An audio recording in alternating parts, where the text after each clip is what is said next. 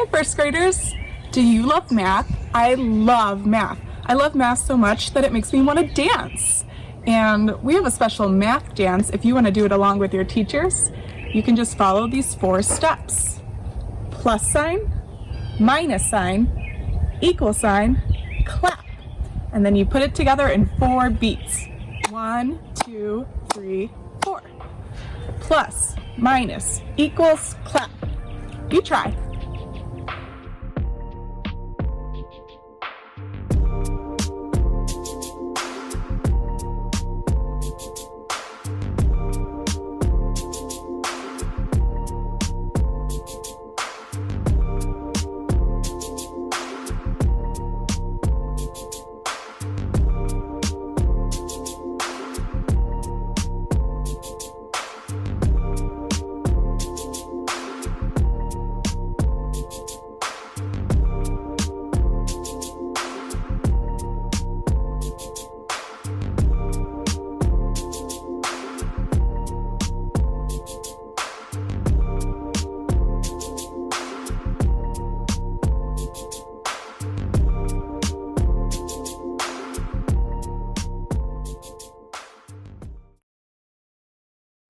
Hello, first grade mathematicians. I'm Miss Tribbett and I'm a first grade teacher at Lion School, and I'm so excited to be doing some geometry learning with you today. So hopefully last week you got to explore some 2D shapes standing for two-dimensional, and today we're going to review a little bit about which attributes are defining attributes and which attributes are non-defining attributes, meaning doesn't matter, doesn't change what the shape is.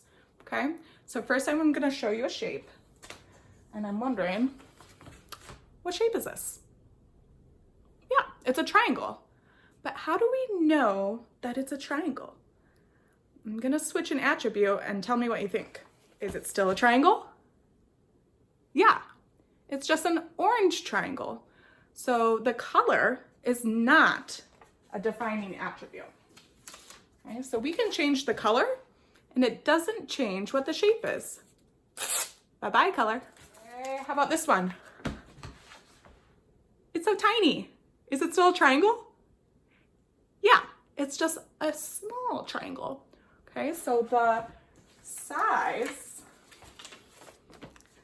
does not change what shape it is. Bye, size.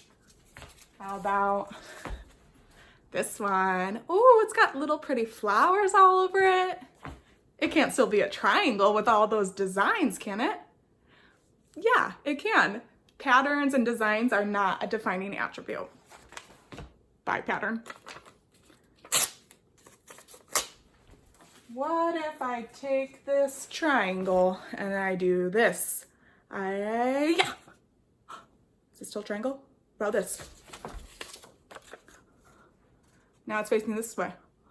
Is it still a triangle? Yeah, the direction that the shape is facing doesn't change what shape it is. It's a non-defining attribute. What are the defining attributes of a shape? This is my little handy dandy clipboard puzzle box here. And if we're looking and you're saying this is a triangle, how do you know? Well, one defining attribute is how many sides it has. So we can count here and see how many sides are on this triangle. 1, 2, 3. So to be a triangle, you have to have 3 sides, always. Okay.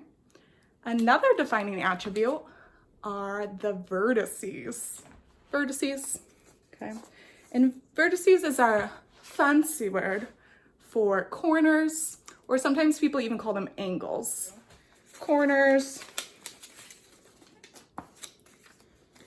angles, those are the same thing. It's just a different way to talk about it. Oh, my marker. Let me show you with my marker. So when we're saying the corner, it's talking about like how these 2 sides meet there, okay? When we're talking about the vertex, it's the point where the 2 sides meet. And then when we're talking about the angle, It's this part that's measured between where the two sides meet. So kind of all fancy math terms, but we're going to refer to them as vertices.